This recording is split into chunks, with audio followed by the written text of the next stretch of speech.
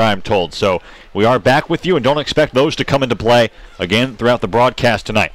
Josh Watson has led off this top half of the 7th with a single up the middle, so he's at first with nobody out. The batter, Willie Berger, just checked his swing and went around, so the count 1-1 on the Falmouth 8-hitter. Will Greer, Matt Rigby alongside you.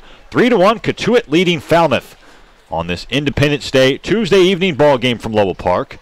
Phenomenal crowd on hand as expected on this holiday. Nobody out in the 7th. The 1-1 from Kitchen. Big rip and a miss and an inside breaking pitch. It's 1-2.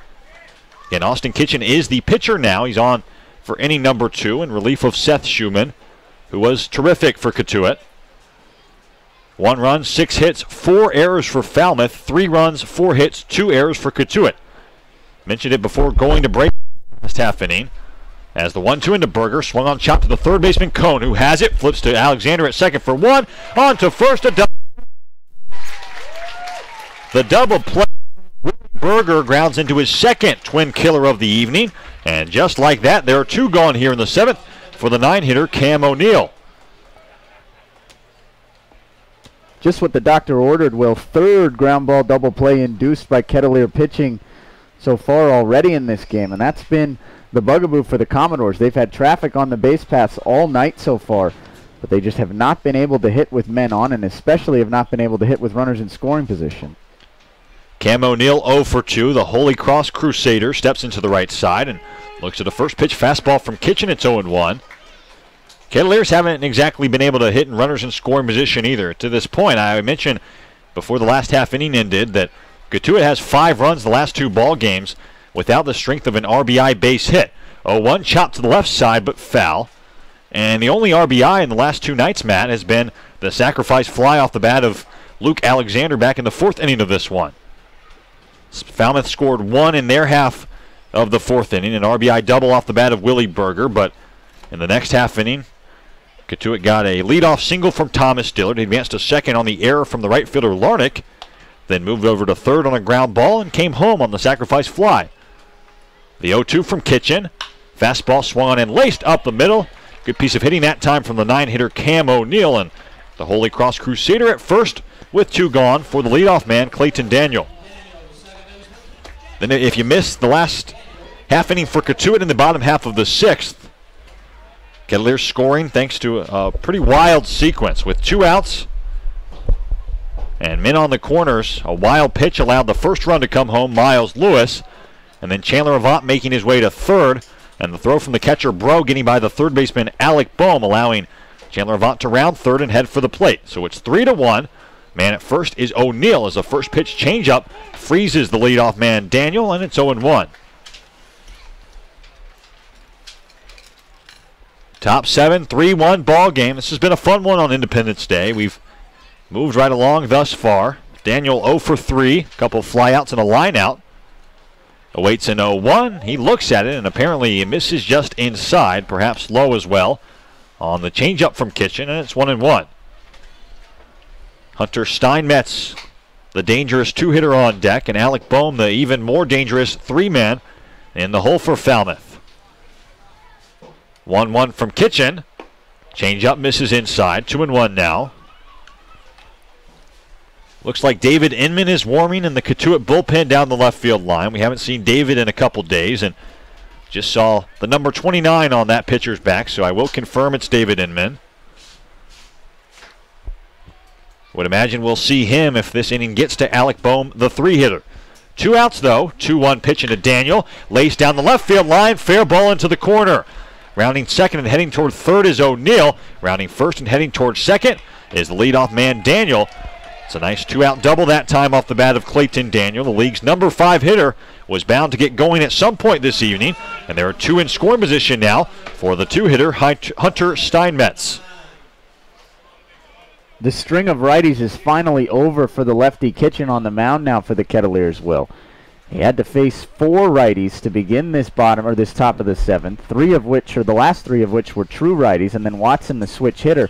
But now he's got the guy at the plate that I think Mike Roberts wanted him to face all along in the lefty Steinmetz. Should be an advantageous matchup for Austin Kitchen now. Steinmetz 0 for 3, couple strikeouts. Also reached via the error by Gian Martellini on the popped-up bunt attempt. First pitch into Hunter. Fastball outer half. It's 0-1. Looked like a two-seam fastball that time that tailed back and caught the outer half of the strike zone. Steinmetz with the number 14 average in the league coming into this one, but again 0 for 3. All three of those ABs against the righty Schumann. 0-1 pitch from the lefty Kitchen. Fastball that tails inside. Back pick down to third. And Cam O'Neill is out.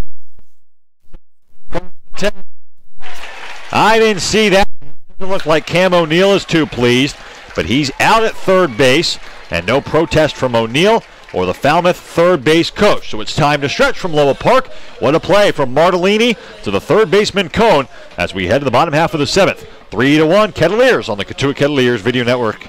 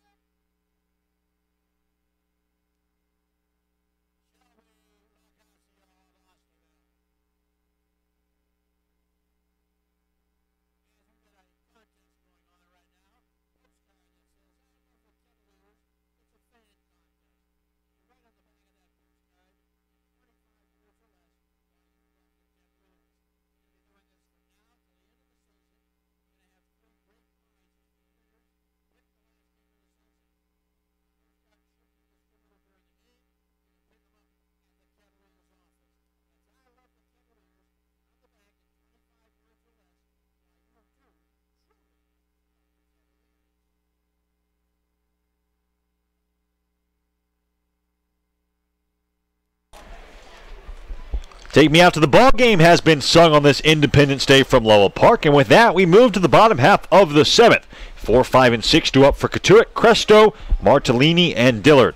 Against the southpaw Mitchell Miller out for inning number 2. A 3-1 ball game on this Independence Day, Tuesday, July 4th. Will Greer, Matt Rigby alongside you.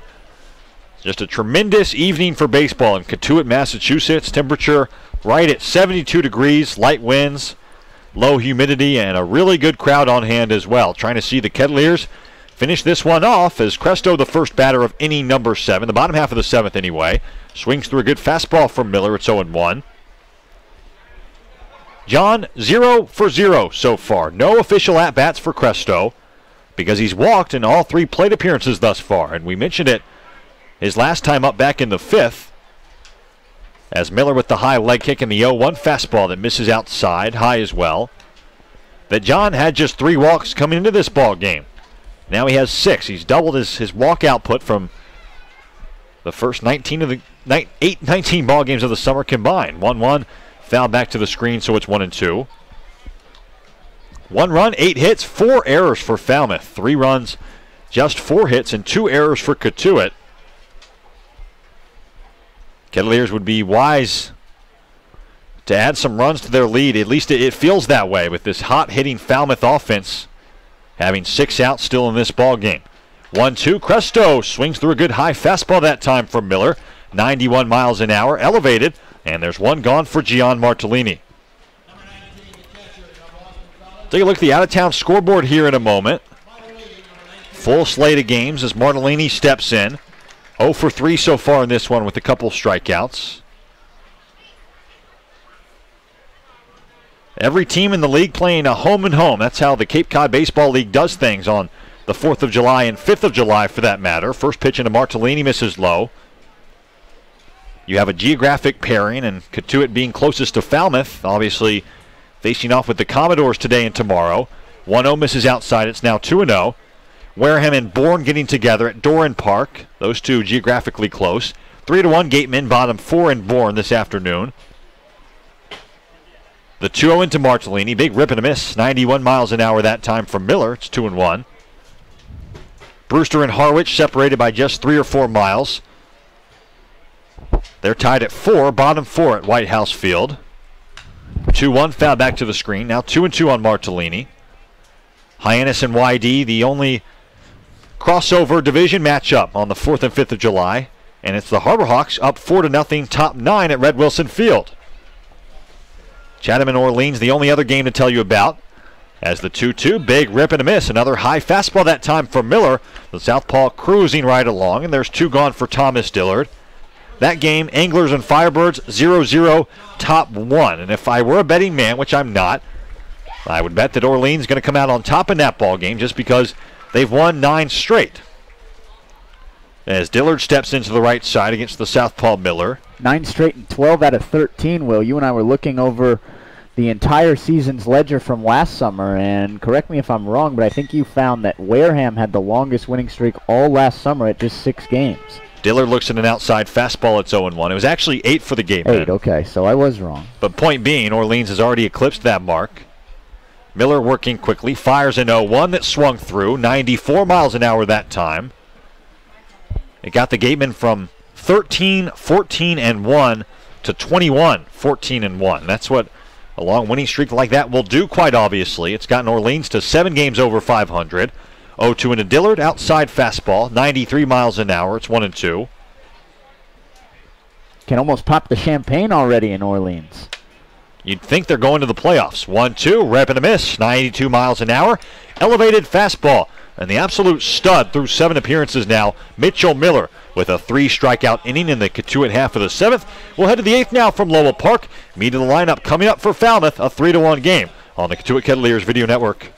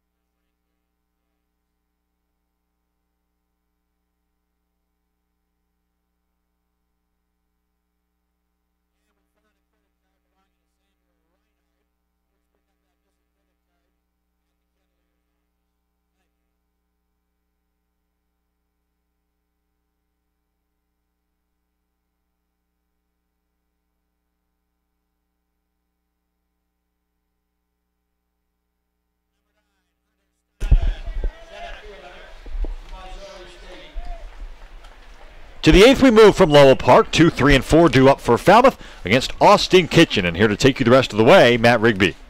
Thank you kindly, Will Greer, Hunter Steinmetz, Alec Boehm, and Trevor Larnick, the 3 due up for Falmouth. First pitch to Steinmetz, grounded right back through the box, circling at the second baseman Alexander. Gloves it and fires on to first for out number 1. 1 pitch, 1 out in a lefty-lefty matchup for Kitchen. And now you got to figure he'll stay in against the righty Boehm, with another lefty, Larnick, looming. Cotuit has just 1 lefty available in the bullpen. That lefty is Austin Kitchen, who's on the mound now, and yes, indeed, it will be Kitchen against Boehm. Boehm can only get Falmouth within 1. He can't tie it, so if you're Kitchen, you want to go right after him. First pitch, Boehm shows bunt, pulls the bat back, and it misses upstairs for ball 1. 3-1 the score once again. Cotuit leads top of the 8th. 1 run, 8 hits, 4 errors for Falmouth. 3 runs, 4 hits, 2 errors for Cotuit. The 1-0 pitch to Boehm. He swings and misses at a 79-mile-an-hour breaking ball, and it's 1-1. It's been a sloppy game so far. 6 errors, 4 double plays, a wild pitch, a pickoff to end an inning. 2 hit batsmen and 14 men left on base. Happy 4th of July. The 1-1 to Boehm. Swings and rifles it towards the right side. That gets down into right field for a base hit. So Mike Roberts leaves Kitchen on to face the righty. And the righty Alec Bohm makes him pay. Second hit of the night for the Cape League's leading hitter entering play tonight. You got to figure with his 2 for 4 so far, and with the 41-point lead in batting average that Alec Bohm was staked to entering tonight, that he will once again wake up tomorrow morning the Cape League's leading hitter. For now, though, more pressing issues than leaderboards face Austin Kitchen. Trevor Larnach's in the left-handed hitter's batter's box, and he represents the tying run in a 3-1 game. He's got pop, too. First pitch to Larnach, fastball on the outside corner at 88 from Austin Kitchen, and it's 0-1. Larnach so far tonight 1 for 3. He's now 8 for his first 18 with a home run, 2 doubles, 4 walks, and 4 driven in for Falmouth this summer. Right fielder tonight from Oregon State. Kitchen with the 0-1 pitch. It's a breaking ball. Larnach grounds it towards first. Totally into the game to second for 1. Avant with the relay. 1-6-3, or 3-6-3, excuse me, to end the inning in the top of the 8th. Austin Kitchen works around a 1-out single, and he sets down the heart of the order in the top half of inning number 8. 3-1 Cotuit as we head to the home half on the Cotuit Kettleers Video Network.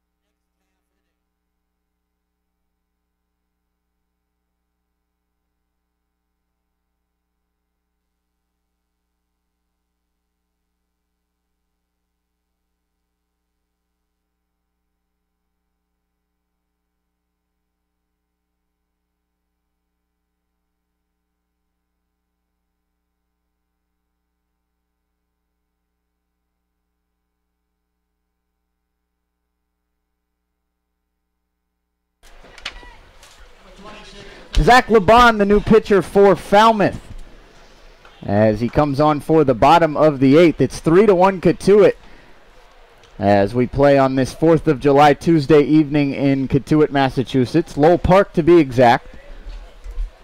Zach Cohn will lead things off for the Kettleers in the bottom of the 8th. And the first pitch to Cohn, a fastball for a strike on the inside corner. It's 0-1. Laban, a 6'2", 235-pound righty, attends the University of Kansas. The 0-1, lifted foul out of play towards the right side by Cohn, and it's 0-2. A Bellevue, Washington native is Zach Laban, appearing in his 2nd game of the summer so far for Falmouth. He's worked just 1 inning, giving up 1 hit and no runs. 0-2 pitch grounded right back through the box by Cohn into center field for a base hit. So Zach Cohn gets a 2-strike fastball and scoots it into center field. And the Kettleers have a leadoff base runner looking for an insurance run here in the bottom of the 8th. Really nice piece of hitting from Zach. Looked like an inside tailing in fastball. He cracked his bat, I believe, but showing some strength to get that ball past the shortstop Davidson up the middle into center field. Cohn's now 2 for 4 tonight. Pair of singles sandwiched around a ground ball and a fly ball. Alexander shows bunt looking for an extra run. Pulls the bat back and the pitch misses high, 1-0. Talked about it back in the 4th inning in Luke Alexander's second plate appearance when he drove in the first run of the game for the Kettleers with a sac fly to center. Mike Roberts usually goes to Luke in these spots to handle the bat, and Luke's done a good job so far. He gets the 1-0 pitch down in front of the home plate, and the catcher, Bro, picks it up and fires wide to first base as it gets away from Berger, and everyone's safe. Moving up an extra 90 feet on the play is Zach Cohn. It'll be the 5th error of the game, I believe, charged to the Commodores. And Luke Alexander pulls up lame just past first base. I believe, Matt, that ball from the catcher, Bro, hit Luke right on the neck area, maybe the upper back area. He grabbed right for that area after it hit, and now he's grabbing it again as Craig Moody checks him out. That has just got to be so scary to run down with your back to the play if you're Luke Alexander, not expecting the ball to hit you, obviously, and then field up around the neck region. Coming pretty hard from Josh Bro, who's a guy that also pitches. Probably threw that ball at least 75, 80 miles an hour down to Alexander, and it looks like he's going to stay in the game. Craig Moody, the Kettleers athletic trainer, trots back over towards the home dugout. Alexander is indeed going to stay in the game. I'm glad you saw it better than I did. I thought Alexander had a leg issue, and if you're the Kettleers and you're already thin along the infield, big sigh of relief as Luke appears to be okay. Meanwhile, Cotuit now has runners on the corners with nobody out, and Miles Lewis, the batter. It's ruled a hit for Alexander, somehow. And now Lewis stands in. Lewis so far tonight, 0 for 1. Has reached twice, though. Hit by a pitch in the 4th. Walked and scored in the 6th. The first pitch here, low and away. And it misses for ball 1.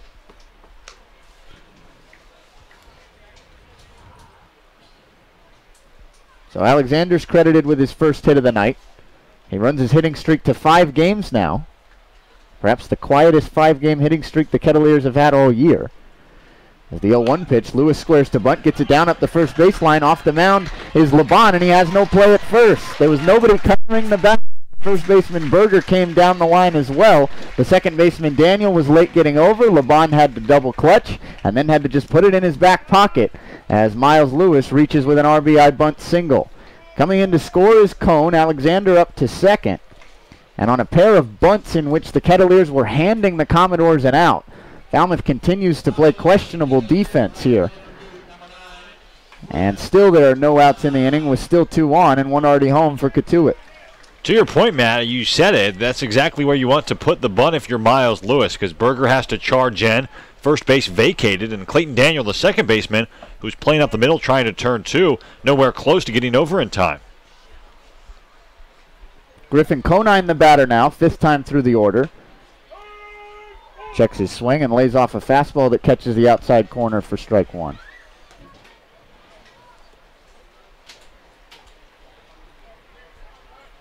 Perhaps fittingly, Will, that RBI bunt single for Miles Lewis, in which I'm not even sure he was trying to bunt for a hit.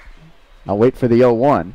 Conine swings, lifts it to left center, moving over the left fielder Watson. He has it measured, makes the catch. Alexander back to second, but no further. And there's 1 away. Anyway, that RBI bunt single for Lewis, the first RBI base hit for the Kettleers in the last 2 nights. They've scored 6 runs overall now in the last 2 games. And it takes an RBI bunt single for Miles to finally cash one in on a hit. Seems like a very fitting way for the streak to finally come to an end, and hopefully Chandler Avant can, I don't want to call it a real hit, but can send one to the outfield and score another run of insurance. Avant so far tonight has 1 real hit. He singled back in the 5th to lead it off.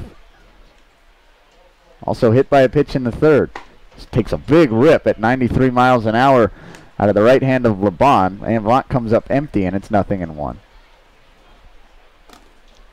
I hate to say that, though, because Miles Lewis really does have so much speed and placed that bunt single so perfectly. There was really no play to be made for Falmouth. The 0-1 pitch, runners go. Avant lays off, the throw down to second, and everybody's safe.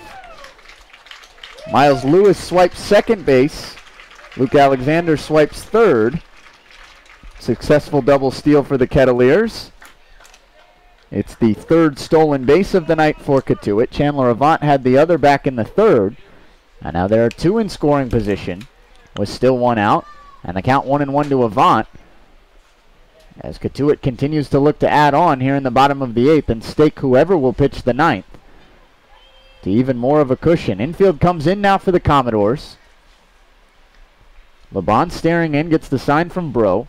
From the stretch, the kick in the 1-1. Avant shows bunt, gets it down up the first baseline. Berger charging, he gloves it, the throw to the plate, and Luke Alexander is toast. So a sacrifice squeeze laid down by Chandler Avant. Third time in 4 batters that a Kettleer has laid down a bunt. Alexander's out at the plate for the second out. Lewis moves up to third, and Avant moves up to first. It's just not too high a percentage play that time, Matt. When the infield comes in, Willie Berger that time was on the infield grass, charged easily, and flipped to Bro at the catcher position to easily tag out Luke Alexander. It's the second straight night we've seen an infield come in and cut down the runner at the plate on a suicide squeeze kind of play. I can't imagine it's any harder, or it's any easier rather, than just putting a ball to the outfield and trying to score a run on a sac fly. The first pitch to Brett Kinnaman, rifled towards the right side. That gets down for a base hit, and Miles Lewis comes in to score the 5th run of the game. So even though Chandler Avant was unsuccessful on the sacrifice squeeze, Brett Kinnaman picks up his teammate with a first pitch RBI single to right. It's the first hit of the night for Kinnaman, and it's now 5-1 Cotuit.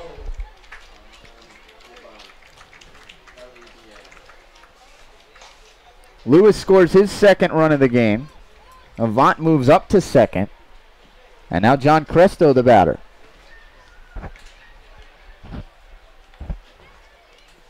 First pitch to Cresto. Runners go again. And again the pitch misses down and in. And this time no throw from Bro, as everybody's safe. 2nd straight double steal for the Kettleers here in the bottom of the 8th. The 5th stolen base of the night for Cotuit. They now have 32 on the season. And once again, there are 2 in scoring position. Avant at 3rd and Kinnaman at 2nd for John Cresto. Check that. That pitch caught the inside corner at the knee, so it's 0-1. Now Cresto swings at the 0-1 and lifts it foul out of play towards the right side as he's in an 0-2 hole.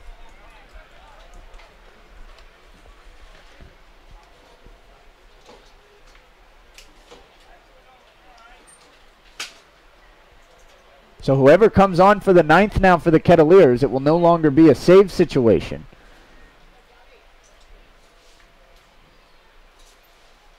As LeBon comes set, the kick in the 0-2, and Cresto watches it miss up and in for ball 1.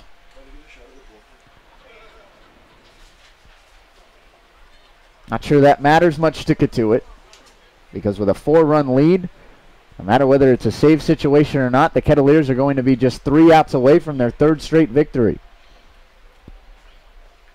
The 1-2, Cresto with a big swing and a miss for strike 3, and the inning is over. The Kettleers do add a pair, however, on the strength of 4 hits. 2 of them were bunt singles. There were also 4 steals in the inning for Cotuit. No errors and 2 runners left on base. We'll move to the 9th. Kettleers stake to a 4-run lead, looking for their 3rd straight victory on Independence Day from Lowell Park on the Cotuit Kettleers Video Network.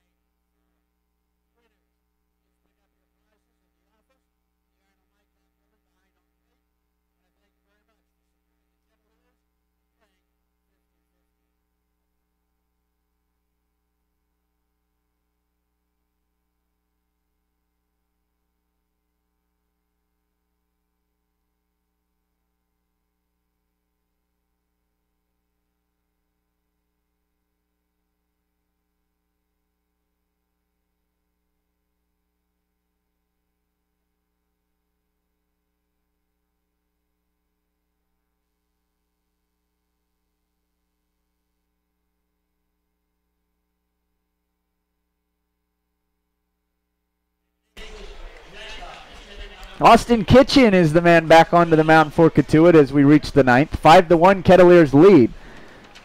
And Austin Kitchen working his third inning. The first batter for Falmouth in the top of the ninth is number 3, George Yancha. Yancha pinch hitting for Logan Davidson in the 5-hole. Takes the first pitch up and in for ball 1. Now Kitchen working quickly. The 1-0 misses outside, 2-0. Kitchen came on in relief of Seth Schumann in the 6th. And now Mike Roberts pops out of the dugout with the count 2-0 to come chat with Kitchen and the entire infield. There are no true lefties due up for Falmouth, and they have no true lefties on their bench. So Austin Kitchen won't get the benefit of a lefty-lefty matchup in the 9th inning, no matter how far he goes. You wonder if this is a bit of a stall tactic here for Mike Roberts, with arms warming in the bullpen and with Austin Kitchen's night already pretty long.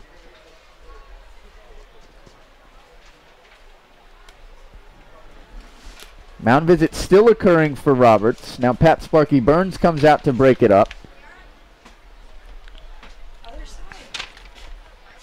Kitchen has thrown 29 pitches coming into this inning, now 31 up to this point. And the mound visit's over. Austin's going to stay in the game. Still a manageable pitch count for Kitchen, as he's been pretty efficient so far through his first 3 innings. The 2-0 pitch, and Yancha watches it miss up and away for ball 3. One of the reasons Austin Kitchen probably earned himself a 9th inning, Will, is that he needed just 6 pitches to get out of the 8th. Clark Cota is the man warming in the bullpen. Now the 3-0 to Yancha, and it misses upstairs for ball 4. Oh, those bases on balls, they'll come back to burn you, especially when you're working with a lead in the 9th, and especially when they come in leadoff fashion.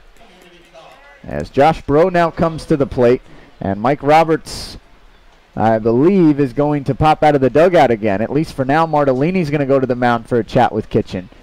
And I'm watching Coach Roberts, still watching. He's fiddling around. We'll see if he does ultimately come out to make a change. Martellini trots back behind home plate. Mike Roberts still chatting with the pitching coach, Jonathan King. Clark Cota still throwing in the pen down the left field line, and here comes Coach Roberts, as Kitchen's night is likely over. Believe Mike Roberts made the call down to the bullpen. He did indeed. Austin Kitchen throws 33 pitches, but the final 4 come back to bite him, as he issues a 4-pitch walk to lead off the 9th, and he'll see his day come to an end. Clark Cota on for the save when we come back on the Cotuit Kettleers Video Network.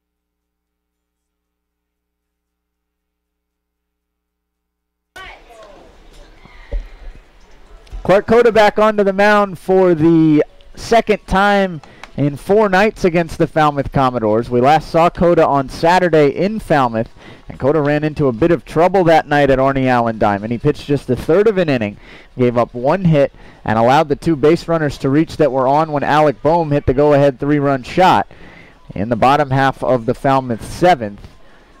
of that 6-3 Commodore victory. Mike Roberts said after the game that Clark Cota was not scheduled to pitch that night. He's had a few days off. I believe he is scheduled to pitch tonight, and he'll be tasked with picking up the final 3 outs to secure a victory for the Kettleers over the Commodores tonight in a 5-1 Kettleer lead here in the top of the 9th with 1 runner on and nobody out. And Josh Bro, the batter. Austin Kitchen throws 33 pitches in 3 innings of work. He gives up 5 hits. No runs, no strikeouts, and 1 walk, helped in large part by 3 double plays that Kitchen induced in 3 successive innings. Warm-up tosses are done for Clark Cota. He gets 1 final word of encouragement from his backstop, Gian Martellini. And now Josh Bro digs in. George Yancha pinch hit for Logan Davidson to begin this top of the 9th and promptly took first in the span of 4 pitches. He drew a 4-pitch walk, and now Clark Cota comes set at the belt and kicks and fires the first pitch to Bro. Bro swings, lifts it over Alexander's head into shallow right center for a base hit. Yancha takes a turn at second, now thinks the better of it, comes back to the bag as the Commodores need base runners. They have 2 of them to start the 9th, 2 on and nobody out for Josh Watson. The bad news, Matt, it is 2 on, nobody out. The good news is that Willie Berger and Cam O'Neill, we've illustrated a couple times throughout the broadcast, are a serious drop-off in terms of hitter production. 1 through 7, really good for Falmouth. 8 and 9, not so good. So hopefully Clark can get Watson out here and then attack the double play prone Willie Berger with 1 gone. Double play prone indeed, Will. Of the 4 double plays that the Commodores have already hit into tonight, Willie Berger has put the bat on the ball for 2 of them. First Watson, though. Watson, the switch hitter from the left side, takes the first pitch strike at 92 miles an hour. And at the belt, it's 0-1. Watson so far tonight in his first game as a Commodore, 1 for 2. Singled in the 7th, also walked in the 2nd. Those 2 sandwiched in between an F9 and the 4th. The kick in the 0-1 from Cota. Fastball that misses up and away at 91, and it's 1 ball and 1 strike. Luke Alexander was almost tall enough to pick that sinking liner from Josh Bro's bat out of the air. You got to figure, too, that if he had done so, he might have had a chance to double off Yancha at first. Instead, they're 2 on with nobody out. Double play is still in order, though, for the Kettleers. The 1-1 pitch, fastball that catches the zone at the knees, 92 miles an hour from Cota, and he jumps ahead of Watson. It's 1-2. Matt Rigby and Will Greer with you on this Independence Day. Happy 4th of July wherever you may be tuning in from or viewing from on this Tuesday evening. Kettleers looking to close the door on what would be their 3rd straight victory and their 2nd victory of the season over their interdivision rivals, the Commodores. Cota gets the sign, the kick in the 1-2, breaking ball, and Watson gets just a piece as he fouls it back off the cage.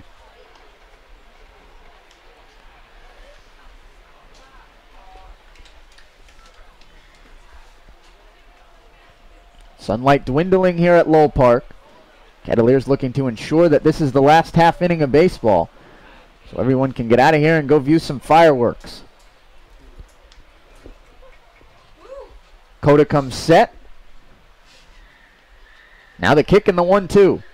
Swung on in line, right back through the box. That gets down in front of Lewis for a base hit. Lewis plays it on a hop. Being held at 3rd is the Yancha. Moving up to 2nd is Bro. And on at 1st, with the 2nd consecutive single for the Commodores, is Josh Watson. We mentioned it before, Matt, but this is a Falmouth lineup that it truly feels like you cannot score enough insurance runs against. Very fortunately, Cotuit getting 2 in their half of the 8th to make it a 5-1 ball game, but things heating up in a hurry for the Kettleers here in the 9th. So here's Willie Berger. We've mentioned already that he is double play prone, and that overall he is a fairly light hitter. He has 2 double plays tonight. Entered tonight just a 196 batting average, and he takes the first pitch down and in from Cota. It's 1-0.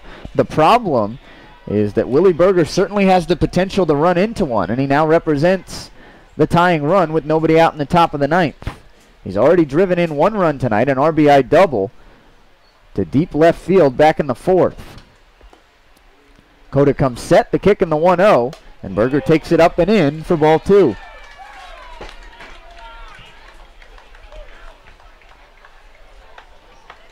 Yancha at 3rd, Bro at 2nd, And Watson at first. A walk started the inning with Austin Kitchen on the mound issuing it.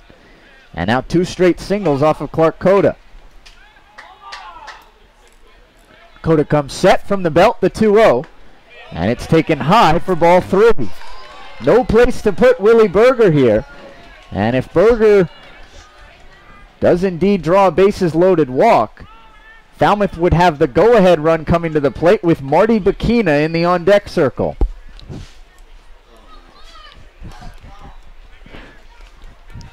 Cota comes set. The kick and the 3-0 to Berger. Misses up. In ball 4. Cota walks in a run. It's now 5-2. Still nobody out in the top of the 9th. Bases still loaded. And the aforementioned Mr. Bikina, the Cape League's leader in home runs and runs batted in, the batter due up.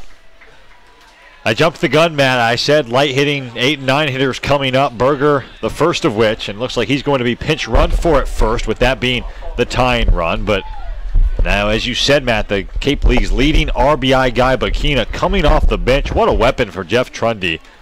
And hopefully it's good news in a matter of moments for Cotuit and not bad news.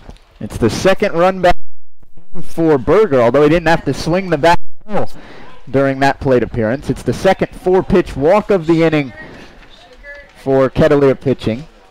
And now Lee Solomon comes on to pinch run for Berger at first base. So Solomon, Yancha, and Bikina have all been used off the bench now in this inning for Jeff Trundy. He has just 2 men left on the bench, but he's putting all his cards on the table here in the top of the 9th, looking to tie it up or maybe even take the lead. Meanwhile, the first 3 men Clark Cota have faced have all reached first base. Inside fastball, Marty Bikina's meatball pitch. He's pulled all 6 of his home runs so far this summer over the left field wall. So if you're Cota, stay to the outer half of the plate here. Bikini's slightly open stance from the right side. The first pitch takes a fastball on the outer half, as Will called for, and it's 0-1. Just to reset the runners on the base paths now, it's Watson at second, Solomon at first, and Bro at third.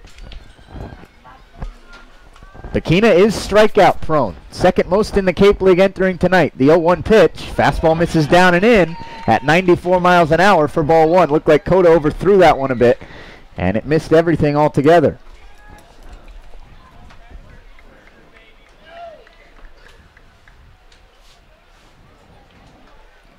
Miles Lewis playing deeper than he normally does in straightaway center. Conine and Kinnaman fairly deep in right and left respectively as well. Cone in at third. Middle infield double play depth. The 1-1 to Bikina. He swings, pops along the infield, calling everybody off his Avant. Infield fly invoked. Batter is out. Avant makes the catch anyway. And a huge first out. Coax for Clark Cota off the back of Marty Bikina. Huge might be an understatement, Matt. Bikina doesn't look too pleased with himself in the Falmouth dugout. He kind of stared back toward home plate as he was making his way back toward that dugout, as if to think, I just spoiled a really good opportunity. Got a fastball, looked pretty center cut, but popped it up along the infield, quite fortunately for Cotuit. Job not done yet, though, for Clark Cota. Clayton Daniel now the batter, and Daniel's had a pretty good night. 1 for 4, had a double his last time up. And he enters tonight the 5th best hitter in the Cape League with a .368 average.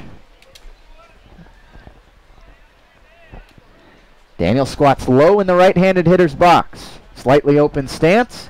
The kick in the first pitch, and he takes it just low on the inside corner for ball 1. And, of course, with Bikina being retired, now the attention hopefully doesn't turn to Alec Boehm, the 3-hitter, but you've got to be thinking about Boehm lurking in the hole for Falmouth. He would be 2 batters away, would Mr. Boehm. So hope it doesn't get to that point. The 1-0 pitch to Daniel. He swings, pops it up. Straight away right. Conine has it measured. Tagging at third is Bro. Conine makes the catch. Bro going to try for the plate. The throw cut off by Tolia. Bro comes in to score the 3rd run of the game for the Commodores. It's now 5-3. But a huge second out for Clark Cota, as he's now just 1 out away. 3rd straight victory. So an RBI sac fly for Daniel. 2nd run of the inning for Falmouth. And now the Commodores will have Hunter Steinmetz due up at the plate, representing their final chance. Runner at second, Watson stayed put on that fly ball. And the runner at first is still Solomon. Martellini out for a chat with Coda. Now Mike Roberts pops out of the dugout, issues some directions to Michael Tolia, who's playing well behind Solomon at first base in no doubles defense. And Tolia now moves closer to the line. Outfield deep in no doubles as well, as a double would tie the game. The first pitch to Steinmetz, fastball that catches the outside corner for a strike, and it's 0-1. 89 on that fastball from Coda. Looked like it was on the border, but Pat Sparky Burns says it's strike one. Cone not quite no doubles defense at third base. He's close to the line, but not quite hugging it. The 0-1 pitch to Steinmetz, swing and a miss, and it's strike two. Clark Coda 1 strike away from working his way out of this huge jam in the top of the ninth and picking up the third straight victory for Cotuit. Fans come to their feet here at Lowell Park. Clark Coda stares in, waiting for the sign from Martellini. He has it and he comes set at the belt. The kick swung on and lifted towards the left side, but foul out of play.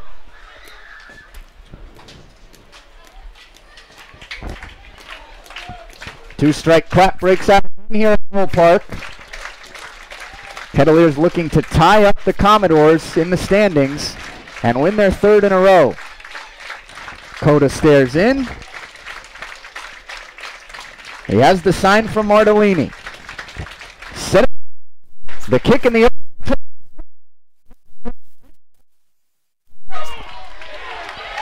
there was a check swing appeal. Steinmetz and Clark Coda, although it was closer than he probably wanted it to be. Independence Day for the Kettleers as Cotuit picks up a 5 victory, their third in a row, beating Falmouth here on Tuesday night at Lowell Park. 5 runs, 11 hits, 4 errors for Falmouth. Quite the job. Coda coming into a jam. In the bottom, or in the top of the ninth, he makes things worse initially, but then gets 3 very, very good Falmouth Commodore hitters in order. Marty Bakina, Clayton Daniel, and Hunter Steinmetz. And the Kettleers defeat the Commodores for the second time in 3 tries this season. We'll step aside and come back with some analysis and some final totals before Will Greer has what we learned tonight presented by Curry College on the other side during the Cotuit Kettleers postgame show on the Cotuit Kettleers Video Network.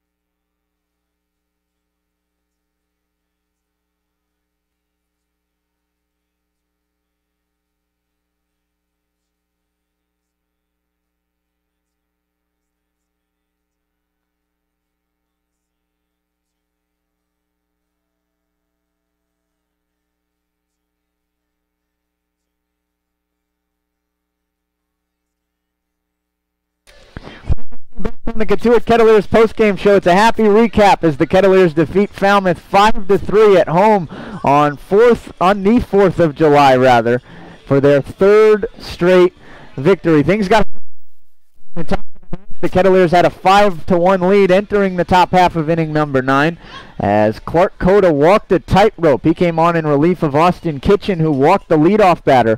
Cota then allowed the next 3 men to reach, eventually walking in the second run of the game for Falmouth. An RBI sac fly for Clayton Daniel made it 5-3, but gave Cota 2 outs, and then he got Hunter Steinmetz to strike out swinging for the third and final out of the game, and he pushes Cotuit to 11-9 overall on the year, back to 2 games over 500. 3 runs, 11 hits, 4 errors for the Commodores. 5 runs, 8 hits, 2 errors for the Kettleers. 11 men left on base for Cotuit, 7 men left on for Falmouth.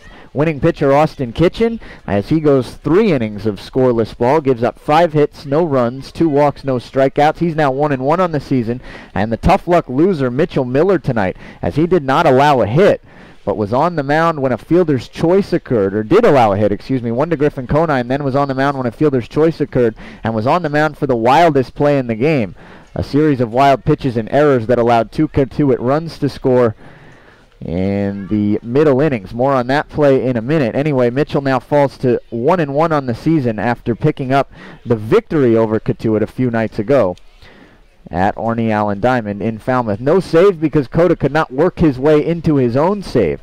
And the time of the game, 2 hours and 57 minutes. Seth Schumann was the starter tonight for Cotuit in a pretty long game, and it seemed like Schumann pitched almost an eternity ago. Schumann goes 5 innings, gives up 4 hits, 1 run. It was unearned, 4 strikeouts and 1 walk. It's the 4th straight really solid start for a Kettleer starter, as each of the last 4 have now gone 5 innings. After the first 15 games of the year saw just 3 Kettleer starting pitchers go at least 5. The starter for Falmouth tonight, Robbie Pito, he goes 4 innings, gives up 2 hits, 1 run. It was also unearned. He walks 3 and strikes out 4, and he receives a no decision as well. Griffin Conine picked up 1 hit and a walk tonight for Cotuit. Chandler Avant had a hit and a hit batsman. Brett Kinnaman with an RBI single that proved to be pretty huge in a 2-run bottom of the 8th for Cotuit. They needed both of those 2 runs, although they probably didn't know it at the time. John Cresto reaches base 3 times with 3 walks. Gian Martellini 0 for 4 with 3 Ks. Thomas Dillard goes 1 for 3 with a walk and a single. Zach Cohn goes 2 for 4 with 2 singles and a run scored. Luke Alexander with another nice night, a bunt single and an RBI sac fly. And Miles Lewis in the 9-hole rather, wearing number 10, reaches base 3 different times tonight and picks up an RBI bunt single for that second Cotuit run in the aforementioned bottom of the 8th. I promised I'd tell you about the wild play in the bottom of the 6th that allowed Cotuit to break what was at the time a 1-1 game. Cotuit had runners on the corners with 2 outs in the bottom of the 6th, and Brett Kinnaman, the batter, due up when Mitchell Miller, the aforementioned Mitchell Miller, who took a tough luck loss tonight and who has been very hard to hit this year for opposing batters, came into the game. And the first pitch that Miller threw was a wild pitch that missed all the way to the backstop. It allowed the runner at the time, who was at third, Miles Lewis, to come home. The runner at first, Chandler Avant, moved up to second, but then the throw from the catcher, Josh Bro, to third, where he was trying to get Chandler Avant, who was trying to advance 1 extra base, missed the third baseman Bohm's glove. It went up the left field line, and Avant was able to come in and score. 2 runs scored on the wild play for Falmouth in the field, despite the Kettleers not even needing a hit. Overall, it was a really sloppy game for both teams, but in particular for the Commodores. There were 6 total errors. There was a pickoff to end an inning. It was to end the Falmouth top half of the 7th when they had 2 on with 2 out, both in scoring position. And the runner at third at the time, Cam O'Neill, got back picked. There were 5 double plays, 4 of which ended Falmouth innings. There was a wild pitch, 2-hit batsman, and overall there were 18 men left on first base. That'll do it for our wrap-up of tonight's statistical tallies. Again, the Kettleers moved to 11-9, and Falmouth falls to 11-9. We'll check on what happened in the Bourne and Wareham game. If Bourne lost, then the Kettleers will find themselves in a 3-way tie for first place when the night comes to an end. We'll step aside, and then Will Greer will have What We Learned Tonight presented by Curry College. during segment number 2 of the Cotuit Kettleers postgame show on the Cotuit Kettleers Video Network.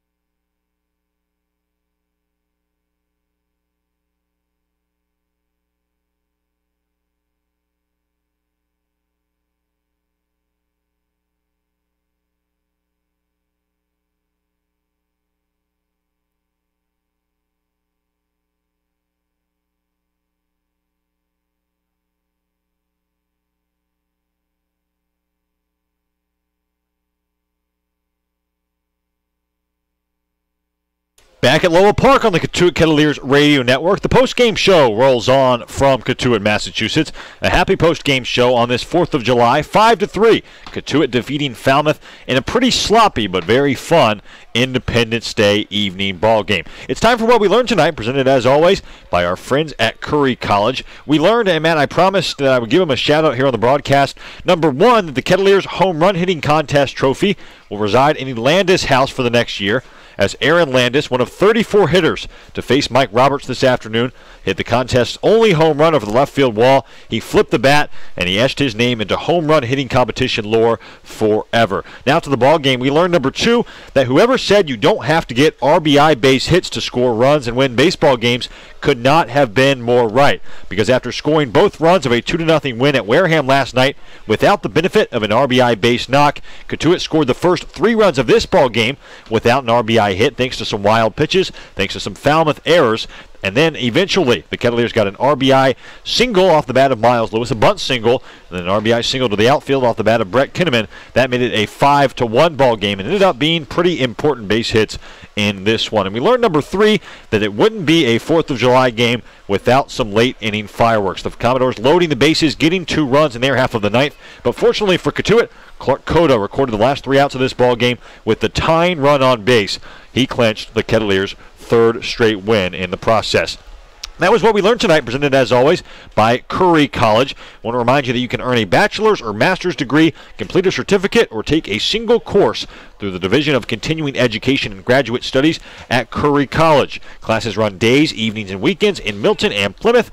To learn more about programs in business, criminal justice, education, nursing, and more, visit curry.edu. We'll step aside one more time here on the post-game show. On the other side, Matt Rigby will take a look at the out-of-town scoreboard, and we will also preview tomorrow's starting pitching probables, game number 21 in Falmouth on the other side on the Cotuit Kettleers Radio Network.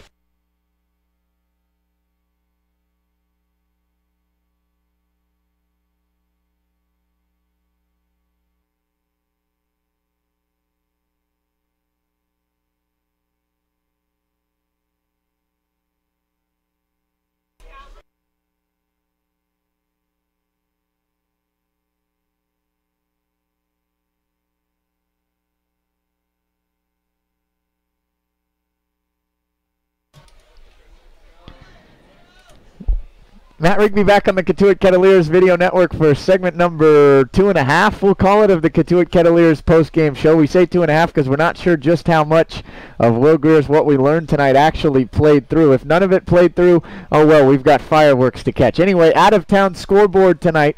It's of note because the Kettleers, if all scores hold, will find themselves in a 3-way tie for first place in the Cape League's Western Division when they wake up tomorrow morning. That's because Cotuit defeats Falmouth 5-3 tonight, and Wareham is currently defeating Bourne at Doran Park by a score of 3-2 in the top of the 8th. Those scores all hold, and each team will be 11-8, with Wareham moving to 9-11.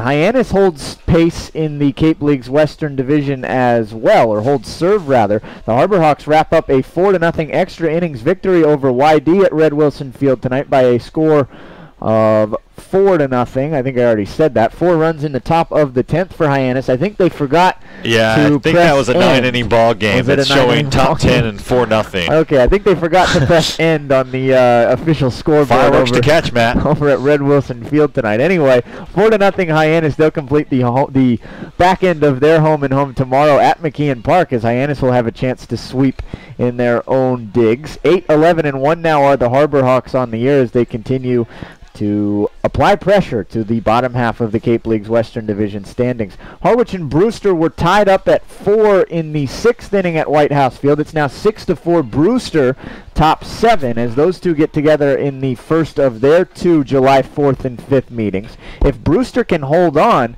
given YD's loss, watch out, but Brewster would be just 1 game behind the suddenly scuffling Yarmouth Dennis Red Sox. Meanwhile, if Harwich continues to lose, they'll remain at 15 points and they'll remain in the cellar in the Cape League's Eastern Division. The only other game still going on, Orleans and Chatham, and the Firebirds will still rolling. They seem almost unbeatable right now. They'd won 12 out of 13 coming into tonight's game. They'd won 9 in a row, and they're up 4-0 in the bottom of the 4th over Chatham at Eldridge Park. Going in that one for the Firebirds, Logan Gilbert, and Orleans has already touched up the Chatham starter, the righty out of Pitt, Dan Hammer. Speaking of starters, Matt, a pair to talk about tomorrow evening going at Gov Fuller Field in Falmouth. We'll begin with Cotuit. Noah Davis was scheduled to make the start tomorrow, but that's been changed, and Adam Scott, the southpaw out of Wofford College, will make his second start of the summer. So far for Adam, a 4.50 ERA in 5 innings, 16 hits allowed in 14 innings, 9 strikeouts. He last started last Thursday at Hyannis, went 4 1/3, 5 earned runs, 7 hits, 3 strikeouts. But the final line was not as good as Scott pitched in that ball game. He last pitched a couple nights ago against the Harbor Hawks here at Lowell Park. Went 1 clean inning in that one. Nothing else to tell you about. Zeros on the line for Adam Scott other than that 1 inning. For Falmouth, a familiar face, James MacArthur, the Ole Miss 6'7" righty, will make his 4th start of the summer. We last saw James MacArthur on June 15th right here at Lowell Park in his worst start of the summer, which is an inning and 2/3, gave up 5 earned runs on 6 hits and 2 walks. Since then, he's been better, but not great. He went 3 innings last time out, gave up 2 earned runs, and then that was 2 times out ago, actually. Then on June 28th, his last time out at Spillane Field against Wareham, went 5 innings, gave up 1 earned run on 4 hits and 3 strikeouts. So perhaps the tall righty out of New Braunfels, Texas, MacArthur figuring things out. He'll be opposed by the strike-throwing machine Scott in game number 21 of the summer tomorrow from Falmouth. All right, well, thank you very much. 8:13 exactly on the East Coast. That means we're about 47 minutes or so away from fireworks, I'd say, in the Eastern Standard Time. Back home in Nevada, they're about, 4 hours away. I hope they have fun there tonight. On behalf of yourself and on behalf of the entire Cotuit Kettleers organization, my name has been Matt Rigby, helping bring you play-by-play through all 9 innings tonight. Once again, your final score, Cotuit 5, Falmouth 3, 5 runs, 8 hits, 2 errors, and 11 left for the Kettleers, 3 runs, 11 hits, 4 errors, 7 left for Falmouth. Winning pitcher Austin Kitchen, losing pitcher Mitchell Miller. Time of the game, 2 hours and 57 minutes. Be sure to join us tomorrow night from the Gov at the Gov for the second time in 5 nights. 6 p.m. first pitch on a Wednesday night in Falmouth. Pre-game show will begin on the Cotuit Kettleers radio network, also known as our Mixler page, at about 5:50 or so. Until then, have a very, very pleasant 4th of July evening, and we hope to talk to you once again tomorrow.